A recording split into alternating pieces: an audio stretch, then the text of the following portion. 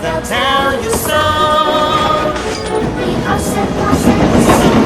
Rushing to and fro, he's the really useful engine we adore.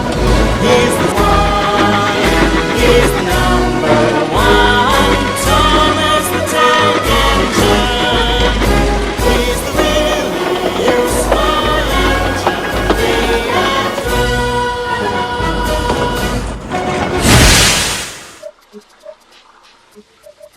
Every day, Sir Topham Hatt came to the station to catch his train.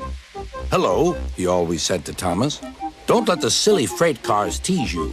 Remember, you have an important job as a special helper in the train yard."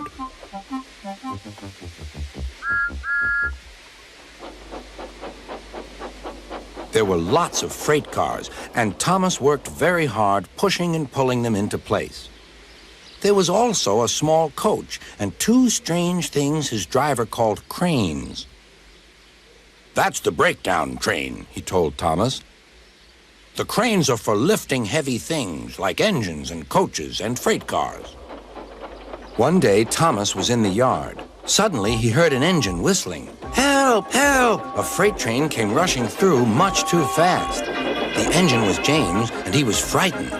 His brake blocks were on fire. "They're pushing me! They're pushing me!" he panted. "On! On!" laughed the freight cars, still whistling, "Help! Help!" Poor James disappeared. "I'd like to teach those freight cars a lesson," said Thomas the Tank Engine. Soon came the alarm. "James is off the line! The breakdown train! Quickly!" Thomas was coupled on, and off they went.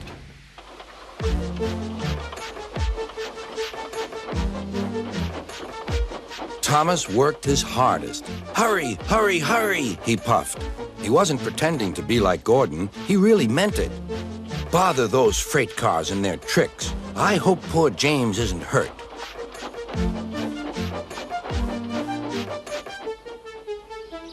James's driver and firemen were feeling him all over to see if he was hurt.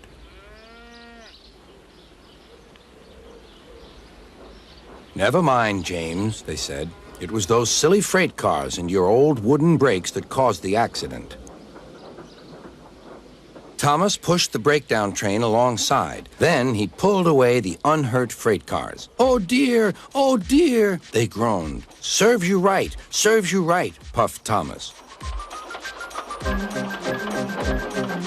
He was hard at work, puffing backwards and forwards all afternoon. "This'll teach you a lesson, this'll teach you a lesson," he told the freight cars. And they answered, "Yes, it will, yes, it will." They left the broken cars. Then, with two cranes, they put James back on the rails.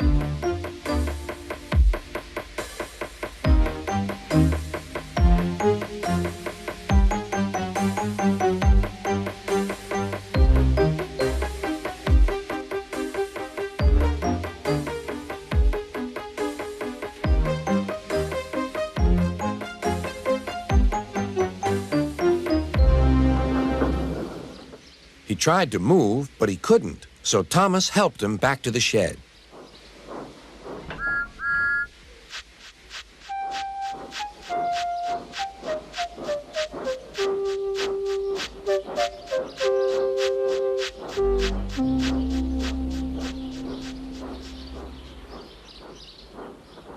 Sir Topham Hatt was waiting anxiously for them.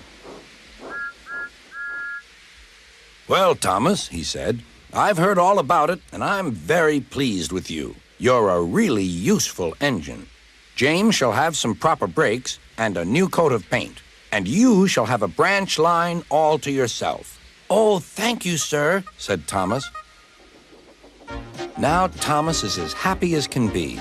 He has a branch line and two coaches called Annie and Clarabelle. He puffs proudly backwards and forwards with them all day.